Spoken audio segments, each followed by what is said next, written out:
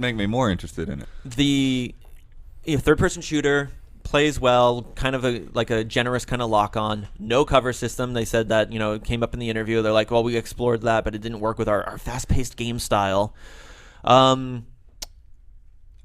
Why are they making this game? I mean, Warhawk was it has a single niche. player component now. Is this a full price release, or is this Who knows? I mean, I'm assuming, but yeah, the developers never know money. This early on. Well, I mean, this isn't a PlayStation PSN store release, not downloadable. It's a retail game. Yeah, because remember they released Warhawk with like You're right. weird With the combinations bundle, and, you could get the headset that way. Right. They wanted it to be like the gateway drug to Bluetooth headsets. I mean, the game was fun. The demo was fun. I'm just a little concerned that it's always going to be waves. They're like they pulled up the classic. You always see the JPEG of a bunch of straight lines curving a little bit, and like this is modern FPS development. And then they showed the Doom map where it's huge and traverse. Here they showed like Venn diagrams, and they were like, yeah, we're gonna have dynamic AI and all the fucking empty promises people always give you. Game was fun. Little concerned. I mean, you're not going to be managing resources too much. There's only 1 meter. It looks like there's only maybe 8 things to build, maybe 12. We didn't get to play the full thing. Didn't get to play the multiplayer because that's when we were conducting our interview. No multiplayer B-roll unless you watch GTTV or watch our interview. It's going on in the background. Some capture the flag stuff. Some guy did say the first thing he did was build 4 walls and a roof around himself, and then he was stuck in there for most of the match until someone blew it up.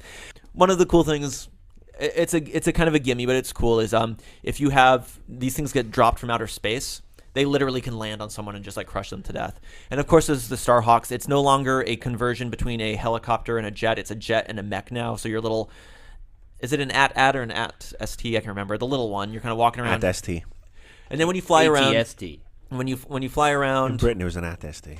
when you fly around, I only flew around a little bit. It's a little disorienting because the right stick does not become camera. It becomes your dodge tool. So everyone was like freaking out when they first got into the jets because you're used to controlling your camera. You have the lock-on's really generous. You just highlight something. You don't even have to press a button, and you can unload 16 missiles on someone. Feels pretty good.